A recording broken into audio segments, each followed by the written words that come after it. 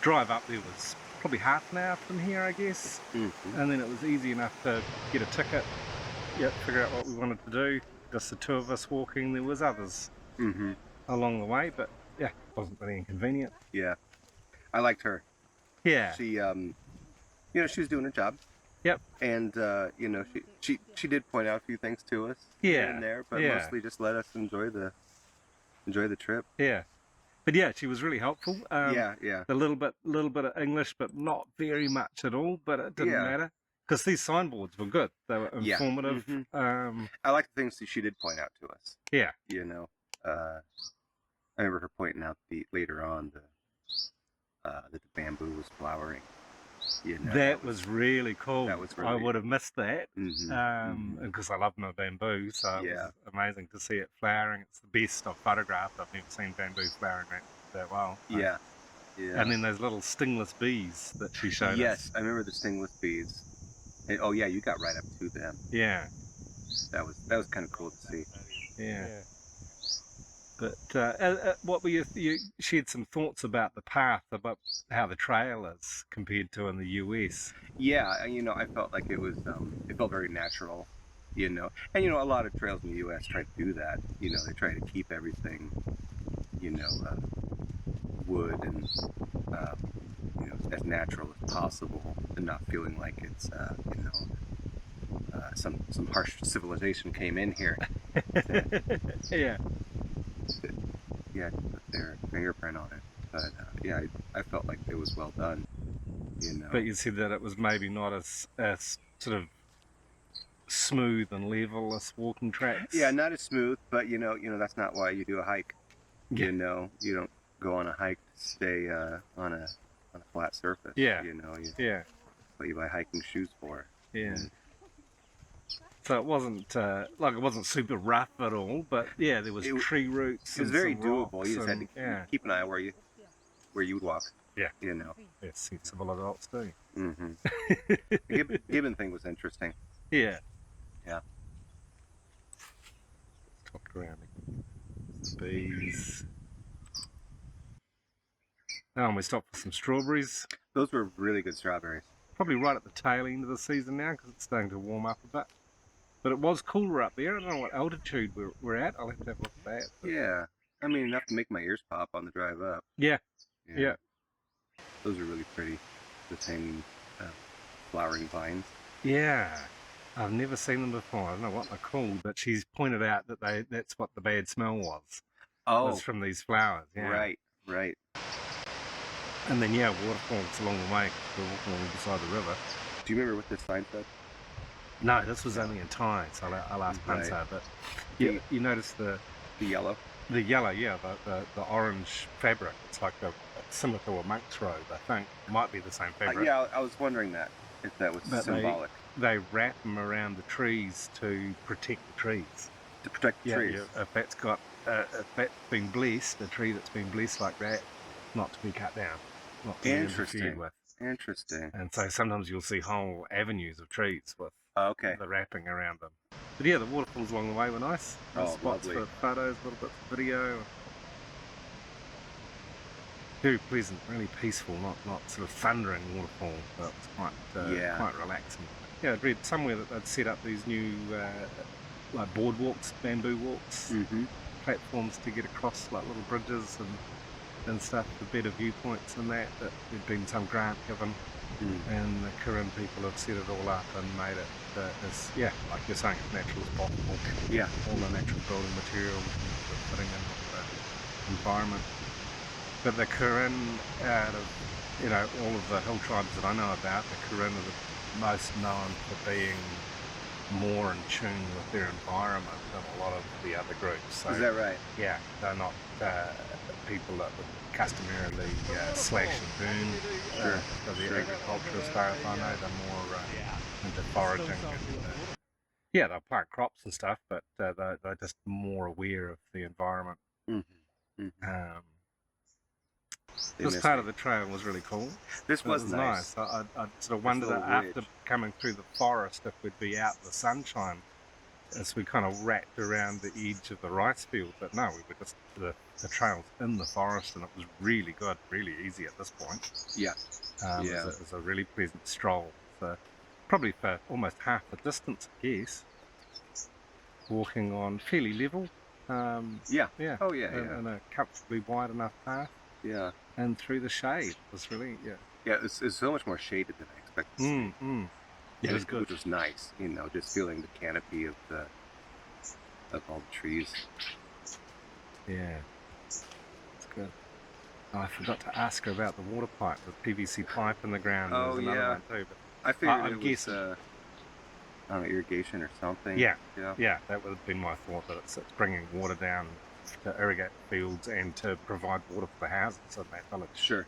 Because that's where the trail was leading to, where it was going. Mm-hmm. And they do the same here. There's various water sources for our village. But, some of it comes through PVC pipe. Other comes through open canal, and part of the way along this there was an open canal as well. It was just a narrow. I remember seeing fairly shallow, not very deep, but yeah. Mm-hmm. Mm-hmm. They manage it all well. Really pretty through there. Yeah. Sun peeking through, and yeah. I remember. Yeah, that's where you could really see the pipe. Yeah. That's a pretty substantial sized pipe too. Yeah. Bring quite a volume of water. I love that tree. Yeah, the one with the big vines on it. Yeah, that's really gorgeous. Really lovely. You're good. Yeah. And this was the banyan tree. Yeah, the banyan tree. Yeah, I remember the roots coming out of the side of that rock. Yeah. Just hanging onto it. It's cool, eh? Oh, yeah, coming out to this viewpoint that wrong time of the year for this one, but it's still pretty cool. Sure. It's still great to see. Yeah. You know. It was interesting too. I don't think there was any Thai tourists on the trail. No. It was all foreigners. Well, sort of before and after us. Mm-hmm. But yeah, during the rainy season, when the rice is planted, that would be spectacular. Absolutely. It would be worth going to see it again. Check it out.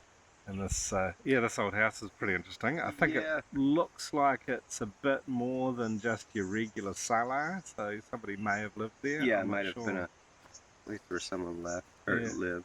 Yeah, but pretty basic. Bamboo walls, and you can get a wooden floor, but really it's... I know. Didn't look like anyone's lived in it for a while. Yeah, it's not dissimilar to the homes I saw when I was over up in northern Laos. Yeah. Very. Same thing. Yeah. And like that was living quarters. Yeah. You know. Yeah. Oh, and this was the bamboo. So yeah, that was where the bamboo. Yeah, the flowering bamboo. And tell me what that means again. That means it's getting ready to die. Yeah. Yeah, when bamboo flowers, it's a grass. So when it flowers, it puts out its flowers, produces the seed for the next generation, and then it dies. So there's going to be whole clumps of bamboo from this variety of bamboo. If it's flowering here, wherever it's planted, it's going to be flowering. Yeah. And it's going to die off. But that might be once every, 80 years or maybe more. You said that. Yeah. At least 80 years. Lives a long time. And you said that every plant will die? Yeah, around the same time? Of the same type, the same variety of bamboo. They all die at the same time? Die at the same time. Like worldwide? That is incredible. Somehow there's a connection with them, between them, and there's a resonance with them. And it's like one plant. This is one of those open canals. Yeah, so this is where the canal. I don't know if the pipe was still running at this point. There was some pipe next to it up until about right, or maybe this pipe went underground right here. Yeah, but it seemed to be about a foot or two to the right. Okay. Oh, that's right. I thought this was the beginning. It kind of was the beginning of the village, but it was a little. Souvenir shop where the weaving was taking place. Yeah. So they had lots of woven goods. The bags, the traditional hill tribe bags. But I pointed out make a really good laptop bag, or I guess a good for a tablet. You know, they're just the right size. Yeah. And slide it in. But yeah, this backstrap weaving is on a backstrap loom is quite common amongst lots of different hill tribes. Very time consuming, very slow process. Right. And places like this, I'll never haggle. I'll ask them how long it takes them to make something. And then, yeah, especially if I've got a customer that wants to try and get a lower price, I just ask them how long it took to make this, and then see if you want to pay them less than what they're asking for it. Yeah. Because when you get that perspective, when you think, oh, they've worked on this for 2 weeks. Not just that, but 9 times out of 10, the customer can afford it. That's right.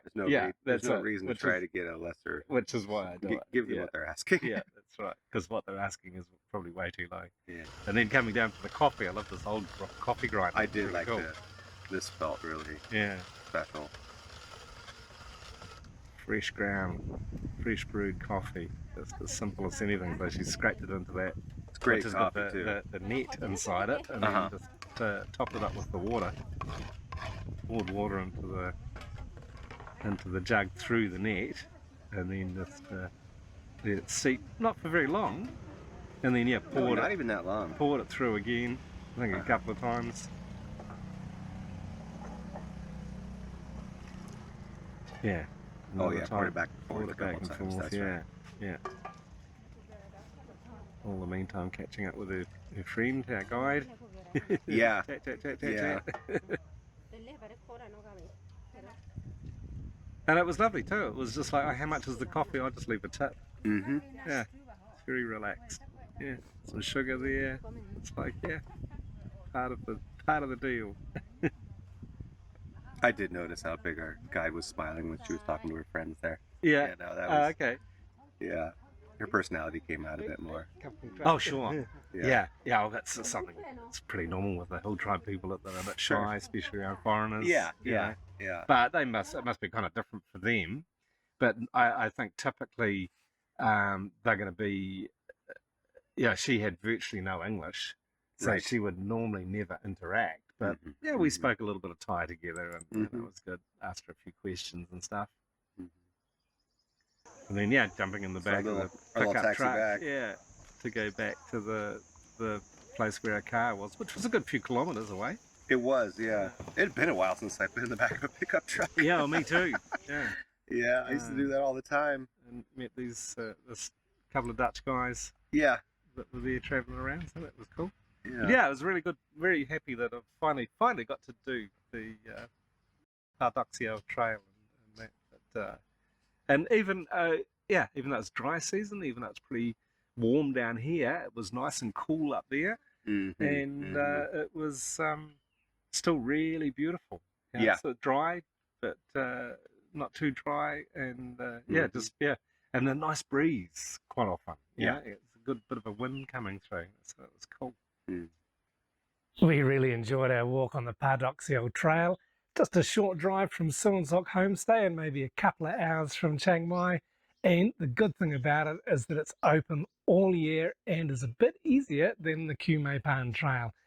It's about 2.6 kilometres long, and most of it's either downhill or pretty level. And as we said, the track appears to be really well kept.